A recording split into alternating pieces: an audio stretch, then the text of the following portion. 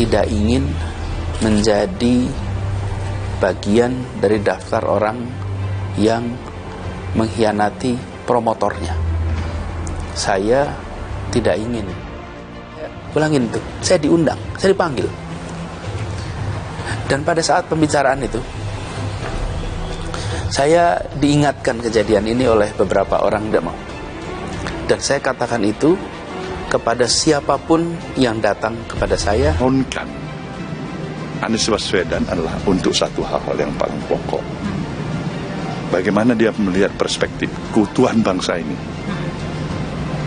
akan jauh lebih bisa memungkinkan kita untuk berkonsentrasi melanjutkan episode pembangunan yang sudah dijalankan oleh Presiden Jokowi.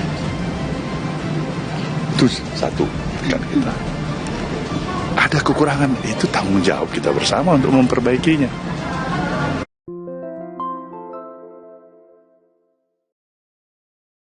Jokowi tak hadiri hari ulang tahun Nasdem serasa tertampar keras.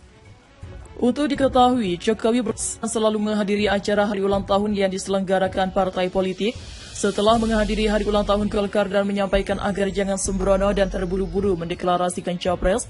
Jokowi juga hadir dalam acara hari ulang tahun Partai Perindo. Saya tahu kabar ini dari video Cak Lontong yang beredar di media sosial. Dia menyebut lawakan di mana dia menyebut harus teliti dan hati-hati mendeklarasikan capres seperti yang pernah dikatakan Jokowi dulu. Jangan sampai capres yang ingin dideklarasikan ternyata cawapres. Tapi ada yang menarik. Waketum Partai Nasdem Ahmad Ali mengungkapkan Presiden Jokowi tidak akan datang ke acara hari ulang tahun Nasdem yang ke-11. Pada 11 November 2022, Jokowi hanya akan memberi sambutan melalui video yang diputarkan di hari ulang tahun Nasdem. Alasan Nasdem adalah, Nasdem tidak mengundang pihak eksternal, Nasdem hanya mengadakan acara ulang tahun secara sederhana karena pertimbangan kondisi global dan juga ingin meminimalisir perkembangan COVID-19 yang semakin meningkat. Percayakah kalian? Masa sekarang banyak pertimbangan. Dulu ketika tragedi Kanjuruhan sedang panas-panasnya, Nasdem malah mendeklarasikan Anies sebagai capres. Saat itu Nasdem seolah tidak banyak pertimbangan. Gas terus, yang penting seluruh dunia harus tahu Anies adalah milik Nasdem, seolah takut Anies direbut pihak lain. Tapi kalau saya lihat, ada hal lain dari ketidakhadiran Jokowi. Saya yakin kalau Jokowi mau hadir, Nasdem pasti membuka pintu lebar-lebar karena bisa dianggap merestui Nasdem mengusung Anies. Coba flashback ke belakang, masih ingat dengan video di mana Surya Paloh berusaha memeluk Jokowi di acara hari ulang tahun Golkar? Dalam video tersebut tampak Surya Paloh berusaha merangkul tangan kirinya ke punggung Jokowi. Sementara itu, tangan kanannya tampak menepuk-nepuk tangan kiri Jokowi. Jokowi tampak tidak mau merangkul balik Surya Paloh dan hanya menepuk pundak kiri Surya Paloh. Memang terlihat jelas Jokowi enggan dipeluk. Dari sini ada dugaan dan spekulasi bahwa hubungan Jokowi dan Nasdem renggang karena Nasdem mengusung Anies. Sebenarnya itu ada kode bahwa Jokowi tidak merestui Anies, sedangkan para menteri yang diduga ingin nyapres misalnya Erick Thohir, Airlangga Hartarto, dan bahkan yang sudah resminya pres seperti Prabowo tidak dipermasalahkan oleh Jokowi. Bahkan Jokowi seperti sedang mengendorse Prabowo baru-baru ini dengan mengatakan Pilpres 2024 mungkin jatahnya Prabowo, sedangkan Anies yang waras juga tahu kalau Anies ini tidak bisa kerja tapi banyak gaya, bicara setinggi langit tapi juga licik dan penuh drama sampah dan tak bermutu. Kalau menurut saya parameter dari Jokowi ini cukup jelas. Jokowi orangnya sabaran dan tidak baperan. Kalau tidak, para menteri dari Nasdem pasti akan langsung diganti segera. Tapi kalau kode penolakan jelas kelihatan, artinya orang tersebut tidak beres dan memang tidak layak. Memang Jokowi tidak menunjukkan secara frontal seperti Ahok yang kalau marah, ya marah saja, tidak ditahan. Tapi sedikit saja kode penolakan tersebut terlihat dari gerak-gerik Jokowi, berarti orang tersebut sudah parah dan harus dijauhi. Saya yakin Jokowi tidak setuju dengan Anies, ya iyalah. Anies juga selama 5 tahun memimpin DKI bagai ingin balas dendam dengan kurang bersinergi dengan pemerintahan pusat. Apa-apa mau jalan sendiri, tidak mau ikut yang lain. Seolah mereka itu bego kalau sudah kebingungan dan ketemu jalan buntu. Dengan entengnya, dia lempar tanggung jawab dan cuci tangan. Jadi siapapun yang mengusung dan mendukung Anies sudah selayaknya jadi partai gurem dan ditinggalkan. Ini tidak termaafkan. Ini sama saja membuka peluang mengacak-ngacak negara ini lewat orang yang tidak bisa bekerja. Kalau hasil survei menyebut Nasdem makin nyungsep dan elektabilitas makin terjun bebas, itu sudah diprediksi dan diharapkan. Nasdem mau jadi kingmaker, silahkan. Jangan salahkan rakyat yang akan membuat partai ini jadi king loser. Tanda-tanda tersebut mulai kelihatan satu persatu.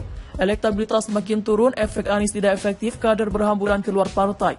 koalisi rentan dan lain-lain itu semua adalah syarat agar sebuah partai jadi partai gurem. Langkah catur Jokowi kok dilawan, Jokowi masih diam. Jika sudah diberikan rekomendasi, para pendukungnya akan bergerak. Untuk diketahui, Jokowi belakangan selalu menghadiri acara hari ulang tahun yang diselenggarakan partai politik.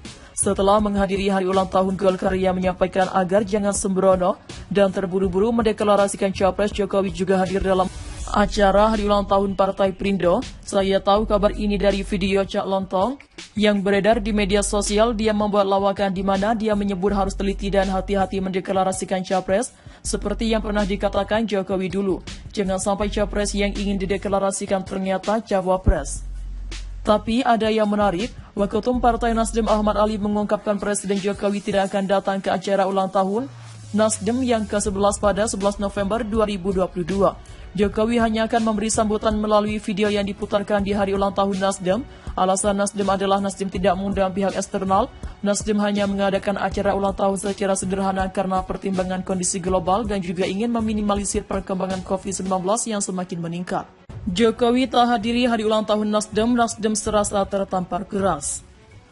Untuk diketahui, Jokowi selalu menghadiri acara hari ulang tahun yang diselenggarakan partai politik. Setelah menghadiri hari ulang tahun Golkar dan menyampaikan agar jangan sembrono dan terburu-buru mendeklarasikan capres, Jokowi juga hadir dalam acara hari ulang tahun Partai Perindo. Saya tahu kabar ini dari video Cak Lontong yang beredar di media sosial. Dia menyebut lawakan di mana dia menyebut harus teliti dan hati-hati mendeklarasikan capres seperti yang pernah dikatakan Jokowi dulu. Jangan sampai capres yang ingin dideklarasikan ternyata cawapres. Tapi ada yang menarik. Waketum Partai Nasdem Ahmad Ali mengungkapkan Presiden Jokowi tidak akan datang ke acara hari ulang tahun Nasdem yang ke-11. Pada 11 November 2022, Jokowi hanya akan memberi sambutan melalui video yang diputarkan di hari ulang tahun Nasdem. Alasan Nasdem adalah, Nasdem tidak mengundang pihak eksternal. Nasdem hanya mengadakan acara ulang tahun secara sederhana karena pertimbangan kondisi global dan juga ingin meminimalisir perkembangan COVID-19 yang semakin meningkat. Percayakah kalian?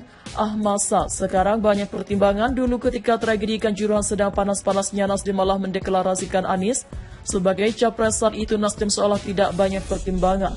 Gas terus, yang penting seluruh dunia harus tahu Anies adalah milik Nasdem, seolah takut Anies direbut pihak lain. Tapi kalau saya lihat, ada hal lain dari ketidakhadiran Jokowi. Saya yakin kalau Jokowi mau hadir, Nasdem pasti membuka pintu lebar-lebar karena bisa dianggap merestui Nasdem mengusung Anies. Coba flashback ke belakang, masih ingat dengan video di mana Surya Paloh berusaha memeluk Jokowi di acara hari ulang tahun Golkar? Dalam video tersebut tampak Surya Paloh berusaha merangkul tangan kirinya ke punggung Jokowi. Sementara itu, tangan kanannya tampak menepuk-nepuk tangan kiri Jokowi. Jokowi tampak